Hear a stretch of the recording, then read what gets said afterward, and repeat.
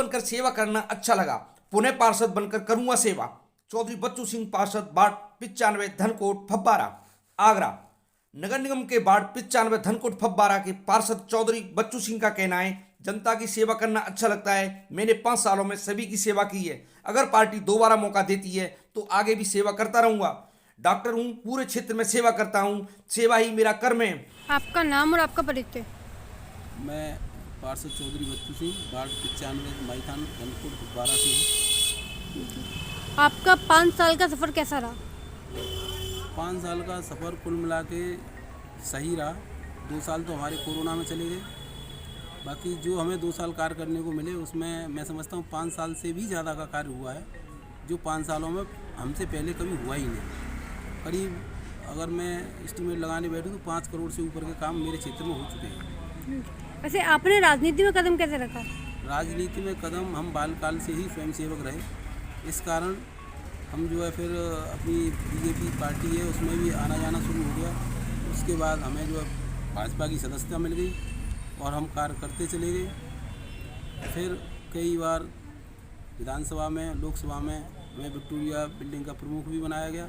उस नाते हमें फिर जो हमारा कार्य देखने के बाद पार्टी ने हमें टिकट दी और हम टिकट पर चुनाव जीत कर आए, पार्षद बने आप सबके सामने।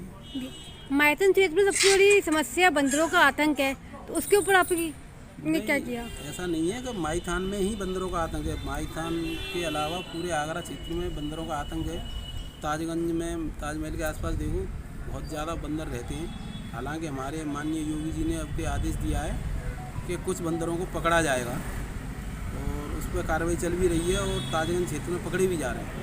और वहाँ से जब जैसे ही वो हुआ तो फिर यहाँ और जगह भी पकड़े जाएंगे। यहाँ गंदगी की समस्या रहती है, उसके ऊपर आपने क्या कार्रवाई की अब तक? गंदगी ने हमने जोर जोर से सब जो घर घर जाके पहले तो हमने रिक्शे ठेलों से पूरा वो लगवाया और गाड़ी भी डोर टू डोर जा रही है।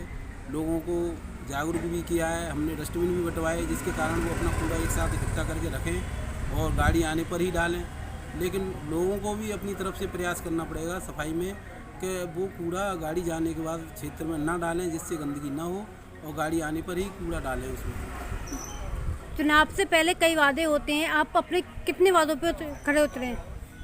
करीब करीब मैंने जो जो भी वायदे किए थे पूरे हो चुके हैं। अब 100% तो मैं नहीं कह सकता, कोई भी पार्षद नहीं कह सकता कि हमने 100% करा दिया और जनता भी संतुष्ट नहीं होती। लेकिन मैं संतुष्ट हूँ इस कार्य से कि जो बजाय 5 साल के 2 साल मिले हमें और उसमें हमने इतना कार्य कराया। जनता का कहना होता है कि पार्षद मुलाकात नहीं करते, जीतने के बाद कोई लेटर पैड लेके आता साइन नहीं करते, 2-2 4-4 चक्कर लगवाते हैं। इसमें आपके क्या विचार हैं? मैं इस बात से सहमत नहीं हूँ, क्योंकि मेरे यहाँ कोई भी आदमी एक बार आने के बाद दोबारा साइन करवाने के लिए नहीं आता है, क्योंकि मैं अवेलेबल रहता हूँ और दोनों टाइम मिलता हूँ।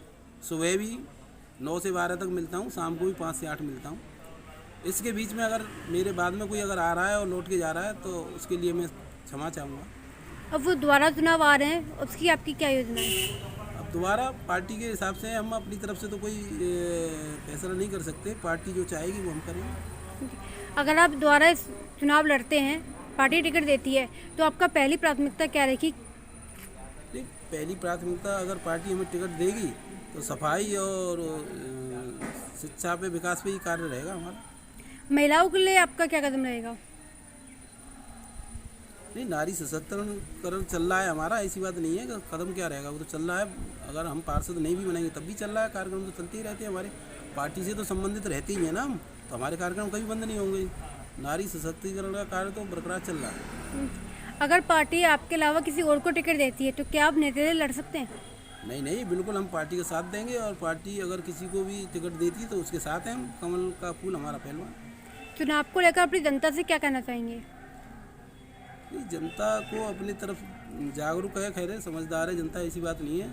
जो अच्छा प्रत्याशी होगा उसको ही चुनेगी और कार्य करने वाला होना चाहिए, कार्य करने के लिए मिलना भी चाहिए। अब ऐसा नहीं है आप किसी भी आदमी को वोट चुनाव लड़ा दो और वो प्रत्याशी मिलता ही नहीं है क्षेत्र में, तो ऐसे प्रत्याशी को लड़ाने जिताने से कोई फायदा नहीं। चुनाव को लेकर, टिकट को लेकर पार्टी से क्या कहना चाहेंगे? ये पार्टी का फैसला है, ये मेरा फैसला नहीं है। पार्टी जो चाहेगी उसका हम सम्मान करेंगे। जी, पार्टी के बारे में जनता को क्या बताना चाहेंगे? नहीं, पार्टी तो अब कार्य सब समझ रहे हो, अब विपक्ष तो है ही नहीं। जो भारतीय जनता पार्टी जो काम किए हैं अब तक, तो विपक्ष तो कहीं नहीं है, सामने ही नहीं है, विपक्ष कहाँ है। इसलिए भारतीय जनता पार्टी का कुछ कहना सही नहीं है। अपना काम पूरे अच्छी तरह से निभा रही है, कर रही है। कुछ लोगों का कहना है कि पार्टी दादागिरी दिखा रही है अपनी, कि ये विपक्ष को बंद करती आ रही है और अपनी दादागिरी दिखा रही है। नहीं, इस बात से मैं सहमत नहीं हूँ कि पार्टी दादागिरी दिखा रही है। पार्टी हमारी भारतीय जनता पार्टी अनुशासन वाली पार्टी है और इससे ज़्यादा अनुशासन वाले कार्यकर्ता किसी भी पार्टी में नहीं है। कुछ पार्षदों का कहना होता है कि हम विपक्षी पार्टी के हैं तो इसलिए हमें कार्य नहीं दिए जाते। नहीं, सबके बराबर कार्य हुए हैं, ऐसा कुछ नहीं है। कुछ सब पार्टियों ने काम किए हैं और हमारे महापौर जी ने भी ये संदेश दिया था कि यहाँ पे आके सब पार्टी अलग अलग पार्टी के, लेकिन सदन में जाके सब विकास दल है एक हमारा, और विकास दल के रूप में सबने काम करना है और करेंगे और किया भी है।